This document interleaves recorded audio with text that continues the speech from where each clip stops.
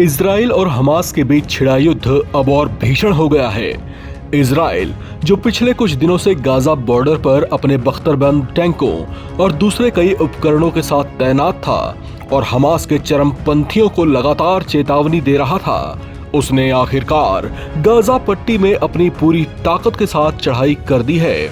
Gaza में Israeli fighter jets ने जहां भीषण बमबारी कर दी। इस हमले को लेकर इजराइल की ओर से जारी आधिकारिक बयान में कहा गया कि उसने खास तौर से हमास के ठिकानों को निशाना बनाया है।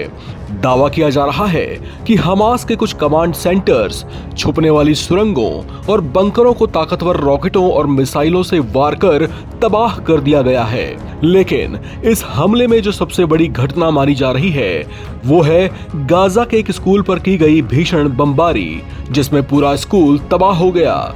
स्कूल पर किए गए हवाई हमले को लेकर इजराइल ने दलील दी कि वहां पर उसे हमास के चरमपंथियों के छुपे होने की सूचना मिली थी, जिसके बाद उसकी ओर से ऐसा घातक एक्शन लिया गया। हालांकि बताया ये जा रहा है कि गाजा के जिस स्कूल पर इजराइल की ओर से इतना बड़ा हमला किया गया, वहां पर बहुत से ऐसे शरणार्थी रह रहे थे जिनके घर इजराइल हमास के युद्ध की वजह से पहले ही तबाह हो चुके थे। बताया जा रहा है कि इस स्कूल में बहुत सी महिलाएं और बच्चे भी थे।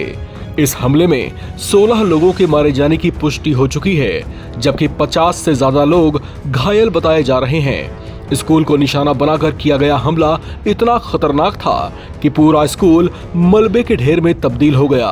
आसपास खड़ी गाड़ियों के भी पर खच्चे उड़ गए।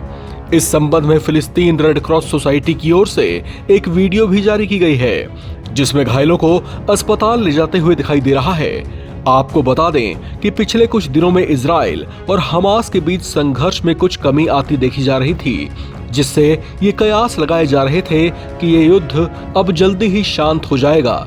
लेकिन ऐसा हो नहीं पाया और इजराइल के गाजा पर किए गए हमले ने एक बार फिर से दोनों के बीच संघर्ष को हरा कर दिया है। इजराइल और फिलिस्तीन के अधिकार क्षेत्र वाले गाजा में पिछले कई महीनों से युद्ध जारी है। गाजा पट्टी वो जगह है जहां पर हमास के लड़ाकों का दबदबा रहा है और जो इजराइल से खासा बैर भी रखते हैं। कुछ महीने पहले हमास की ओर से इस युद्ध की शुरुआत इजराइल पर एक साथ सैकड़ों रॉकेट दाग कर की गई थी, जिसके बाद इजराइल ने औपचारिक तौर से युद्ध में उतरने का ऐलान कर दिया था।